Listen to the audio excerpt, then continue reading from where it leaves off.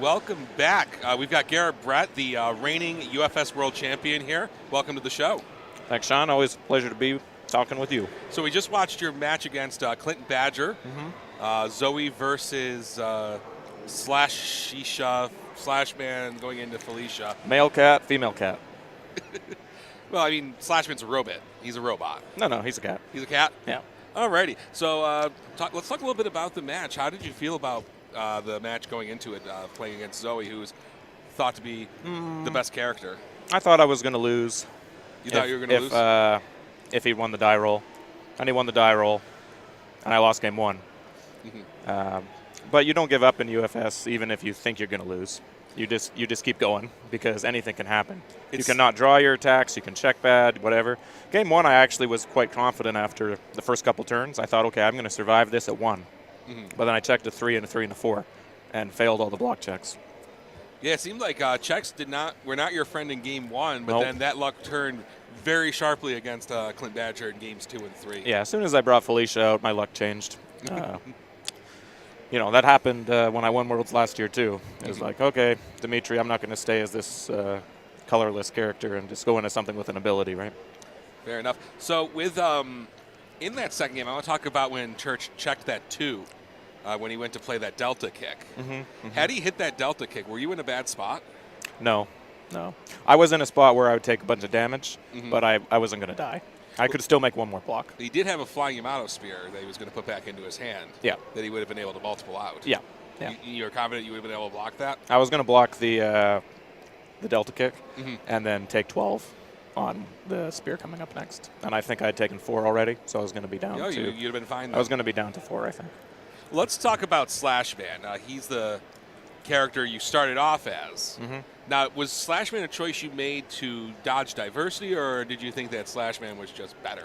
Well, my best friend plays Felicia, and I built his deck, and he finished second at US Nats, so he's not going to change his deck ever. So I thought, I would never enter into a tournament after building someone's deck and then play the same thing. That'd be very rude in UFS because of diversity rule, right? So that's why. Otherwise, I probably would just be maining Felicia, I think. Fair enough. So what did Slashman bring to the table for you? Slashman brought a lot to the table, though.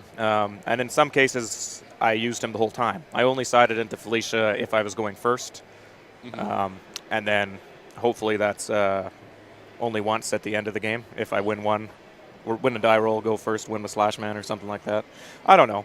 But what Slashman brought to the table is you take away the key pieces. So you can knock off Ever Hopeful, you can knock off one caught red-handed, then you can use Templar, then you can use things. Right? Because I rely on very strong action cards. And so if I can have those not negated or not interrupted, then there's a stronger chance I'm going to survive almost any attack, live through my turn, and then be able to kill them on a backswing if I'm lucky and drawn to the attacks I need. And so the major, I think one of the biggest pieces of your deck is Navos. It's incredibly powerful reversal. Can put an infinite amount of damage on the board, especially as Felicia, where you have 2 free enhances printed on your character to knock that counter up. Yeah. The thing about Navos is, do you remember Hilde? Do you remember Hilde? I remember Hilde. Do you remember the problem with Hilde? The problem with Hilde was that you could build your entire deck with defensive enhances and defensive abilities, damage reduction in her case, and then win the game and use those damage reductions as offense. Navos is actually Hilde on an attack card. All you do is run as much defense as you can, and then when you play Navos, your defense turns into offense because every enhance gives you an extra damage. It's not a hell of a lot. It's not the same as Hilde, but it's the same concept. Right? I love cards that are both defensive and offensive at the same time because they give me the option to use them as one or the other depending on the circumstance. And Navos is a perfect example of that. Yeah. Once again, Navos, incredibly powerful card. I know that's a card I think that should be removed from the format, should have been removed from the format a long time ago. But, the corporation wanted to make sure that their champion won another champ card. I don't think I'm their champion, but sure. Well, let's talk about what's going to happen next, Garett. Yep. So, looking at the seeding, Jeremy beat Hot Rod. He's the 15th seed. You beat Clint Badger as the 14th seed. Yep. Yari beat Chris. He's the 4th seed. I play the winner of Piglet and Tim Keith. Yep. So you basically either going to play against Dimitri or you're going to play against Pharaoh. I'm playing against a life deck. Either way. But the very different life decks, though. Oh, definitely. And I played against Piglet in round 1 of the tournament and lost to him. And lost to him. Yeah. And how do you feel about your chances against Piglet? Should he go on to win Well, that match? Before playing Piglet at the beginning of the tournament where I lost round 1, I had never lost to him before. And that means I'm a bit overconfident coming into it. And actually, when we played, I won game 1 with Slashman against his Dimitri. And I won. He left me at 1 life, and I won. Barely. One's exactly, right? Exactly, right? And then I still sided into Felicia because I'm like, well, I like Felicia against Dimitri. That's what I want to do. So I did that. He killed me in game 2 with 2 Darkside Masters and a bunch of really throwy things having going first. I was like, I'll stay Felicia and I'll win going first as quickly as I can. I went in. I hit him, got my 2 momentum, hit him for like 6 or 7. And then on his turn 3, he only got like 23 cards of his deck. He had 3 Darkside Masters. So he went Darkside, Darkside, Darkside, Search Snake, Search Snake. And he blew me up. That's incredible. And I could have just not stalled, but I could have played defensively. I just thought there's no way he's going to do it. So we got 4 minutes left. Here's your turn. You'll hit me a little bit. I'm Felicia. I can maybe get the win out of this match. Right? Nope. I didn't. I wasn't expecting 3 Darkside Masters. And then Tim keeps playing Pharaoh Man today. Yeah. How do you feel about the matchup against Life Pharaoh Man? Well, Life Pharaoh Man is my deck. When Pharaoh Man came out, I built it way first. So I know everything about Pharaoh Man. Pharaoh Man's actually my favorite Robot Master. So I know it inside and out what he's doing, and it's a very, very strong deck. It comes down to, with that, again, it's who goes first. I think I can, if I go first, I can probably defend most of what he has, even with Slashman. That said, it depends on the checks, because Pharaoh Man puts you on a different clock. Right. I do have 1 stop in my main board with Slashman. That's another thing he brings to the table. He has a stop symbol. Right, because if you switch to Felicia, I have to side out. I have to side out stop. I learned that lesson pretty hard during teams. Yeah. Switch to buy and try to play a stop. Exactly, right? So, okay, yeah. So, I mean, stop. That helps, because if I stop the Pharaoh Man, he'll get rid of his damage pump. But it's a very hard check. Like, it's +3 on Pharaoh Man's -1 and stuff. So, it's going to be tough. It's going to be tough. It depends. Throughout the tournament, my deck had a couple road bumps where it had bad games. And what I mean by bad games is I'd get a turn 1, I'd build well. Turn 1's always good because I can mulligan. But then, let's say I build well turn 1. If the second turn I draw into a bunch of those blue cards and red cards, and my opponent doesn't attack me so I can use them and filter them, then I get behind and I lose the game. That's how my deck stutters and stalls, right? And it's fine in this meta because most of the decks are very aggressive and they want to poke and they want to get damage on them. Yeah, and I mean, Tim's a poke player too, so I actually have a very strong matchup against the way he plays. Who do you rather play? I would rather play. I'd rather play Tim, just because, one, I'm cheering for him. I like both of the players. They're both amazing players, and I kind of want to get revenge for losing against Piglet in round 1. But at the same time, that deck scares me more. Dimitri is still. Dimitri's one of the best. Dimitri is too good, but that's here and there. That's another thing. Says the man running Nevos. Yeah, but the thing about Dimitri is he's a character that gives all his attacks +2 damage, which was true long, and it very quickly becomes all 4 damage. And then he also has incredible defensive capabilities. So I think he's still the best character in the format, by far. I don't know. He can't be that good. You're not running him. That's because Keenan was playing him in teams. Or because he can't run Nevos. He could run Nevos off of Evil, actually. Yeah, but you wouldn't Nevos with him. No. So I think that match definitely heavily favors Tim. He's got Dimitri's ability is much harder to play. He's got to make a 5 check. Oh, yeah. And his check's already at a -1, so he's going to check a 4 or less every single time he tries to He's going to be committing to use it. Yeah. Interesting. Yeah, no, that bodes well because I do want to play Tim. I haven't played him for a while, so. And, I'm excited for it either way. I don't mind life. It's a very strong symbol. The biggest thing with it is the spiders and dragons, because I could lose a defensive piece on the ground quite easily with that. Right.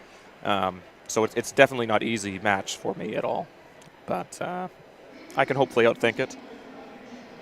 we'll see what happens.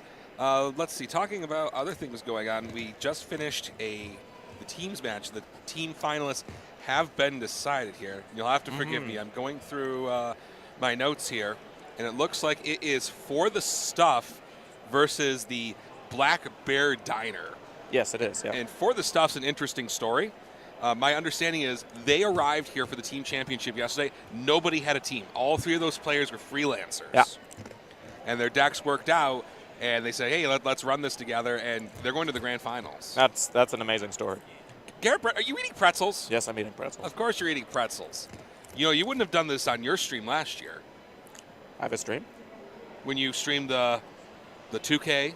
Oh, I would have done it on my stream, too. You would have? Oh, yeah, sure. Were they just out of pretzels? They might have been out of pretzels.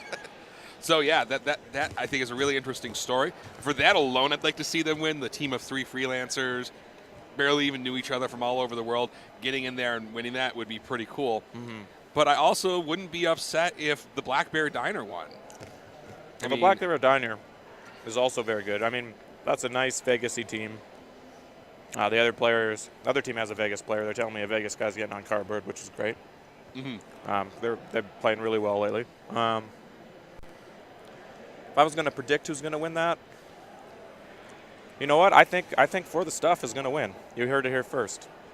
All right, Garett Brett is calling it for the Stuff. Looking at their character lineup, For the Stuff is running Metal Man, Sasquatch, and Turbo Man. You know, I think Sasquatch is his fortune really turned around with cards that were released in Blood Omen. They released some solid 5 and 6 difficulty moves that I think have really helped make him playable. Oh, Sasquatch is really good. He was good even, well, he's always had some attacks, but yeah, he's the type of character that the more attacks that come out, the better he's going to get, right? Because his ability relates to a certain type of attack. Right. Well, there's a lot of characters like that in UFS. But the other thing about Sasquatch is he's got a defensive ability that is very unique to the game. The targeted committal on the destruction is very unique to the game right now. And he does have cards in his deck that help mitigate that cost, like Glacial Assault, which lets him get a free foundation from the top. Exactly, his own support. Yeah. Sasquatch is my favorite Darkstalker, so I love it. Now, on the Black Bear, hold on. We're going to stop just a minute. We're going to take a quick break. Let's look at the prizes. They just put out the prize spread for the World Championship here. And look at this. Look at those beautiful championship belts. You know, Garett Brett, that championship belt, the one on the end, might just be too big for you. You'll have to give it to a meteor guy to hold on to. So those are the team's belts on the right. Over on the left is the belt for the champion. There's also going to be those beautiful play mats. There's Jason Horonsky, the Jasco Games CEO right there, showing that off. Beautiful design. Graphic design did really good on that. And then looking at that prize table, there are boxes of Street Fighter, Red Horizon, and Mega Man. Yeah. Those beautiful Chun-Li mats. Yeah, no, all the prize support for this event has been exciting. I mean, it always is when there's a new setup just about to come out and people are opening new stuff as well as playing. But the belts are really, really a neat thing. And there's those Dex Protection deck boxes again. Oh, yeah. Thanks to those guys. We all got one for topping 16, and it's a very nice deck box. It is a very nice deck box. You know, I think you put a lot of great cards in it, and I think it would be pretty awesome. So that's it for the prize spread. Let's talk about the other team. So the Black Bear Diner, we've got Turbo Man, Ringman, and Satoshi. Yeah, and you see there could be a Turbo Man mirror. Yeah. Turbo Man's good. Turbo Man is really good. You heard it here. Turbo Man's good. He gets he does get the free foundation as a form at the start of his turn. He can ramp up and play devastating Scorch Wheels against his opponents. Yeah. Where he draws a million cards and just keeps hammering on you until you're dead. Yeah, no, if he draws the right stuff, he'll beat you. It's just the way it is. It's incredibly hard to survive his attack strings. But at the same time, if he fails them, his defense isn't great because he'll go all in doing that type of stuff usually. And you kind of have to go all in as Turbo Man. Yeah. So it definitely fits the play style of a lot of people that are playing him, which is the fun about UFS. You can find what you like and go that direction. Ringman is another solid character, getting to play a second attack of the turn at +3 to your control check with a damage bonus. Yep. So you can lead off with something small, play something big. Yep. And his backswing following a self-destruct can be absolutely devastating if your opponent has no cards in their staging area. Yeah. I mean, Ringman is Ringman. They used to call him skill man. I mean, he's skill man. I mean, skill man comes from the New Orleans play group. It means like you would just run over things with Trinity guys or play something -2 to your next range, foundation, Trinity guys or win the game. That seems high skill. And it was a Bo Tucker deck. It was a Magic. Like, oh, I do this 60% of the time, so I'm an amazing deck. You know, it is what it is. It was, and Ringman's still like that. He goes all in. He's great when the board resets, like you said. Yeah, he's very powerful. And not many people are ready for that. No. Yeah. And then the last deck on the Black Bear Diner is Satoshi, which I haven't seen the deck list, but I'm sure he's running Cannonade, which is incredibly powerful in him. Yeah, it's pretty good. Using his first form comes in with 3 speed. Yeah. If you aren't able to block, you get another one into your hand. Yeah. Then it goes away and you draw a card. That's just value city. Yeah, yeah. And I don't know if I'm not sure how the timing works. If you can grab, like if you have none in your discard pile, you can play the Cannonade. That Cannonade gets discarded, and can you take that one back? I don't even know. I haven't really even read the rules about it because I don't play that jack. But, you know. Well, I don't think so because it doesn't get discarded from the card pool until after it resolves. And Cannonade, if it deals you're damage. Right. So there's like a split second where you can't do both of those things. Yep, yeah. See, like I said, I hadn't read the wording, but if it was like that, that'd be fucking That would be absolutely insane. Oh, we had a mystery here, person back here for a second. Get off our stage. We're busy here. Alrighty, so talked about the teams match, talked about who you could possibly be playing in the next round. Yep. So what is Garett Brett 5-dot going to do? Provided you win the tournament this weekend. Well, I have 6 already, so. Oh, sorry, 7-dot Garett Brett. Oh, I have no idea. I don't even know what 5 and 6 are going to do yet. I'm working on 4. Now that's a real first world problem. You have so many character cards to design, you just run out of ideas. It is. It's kind of weird because I'm like, oh, you know, one of these days whenever I get, you know, bored or feeling upset, I'll just start working on a character card and remember how I beat some scrubs. And my life just gets too busy and then I forget. And it usually takes so long for the playtest process to happen that you don't have the drive to start designing the next ones until the current one's out. Right? Seems good. Yeah. All right, so we're going to take a break after this. Thank you again, Garett, for coming back. Thank you for having me. Good luck on your next matches. And we'll be coming back with the finals for Team World Championship for that amazing asset card. Oh, wow. You guys can stream this 3v3? I think we're only going to be able to stream a one feature of the matches. Match? Okay. But still one of them. Pretty exciting. Oh, that's good. That's awesome, yeah. No, the stream. Thanks for doing it. Thank you much. Thank you for being on, and we'll see you guys here in a little bit, okay?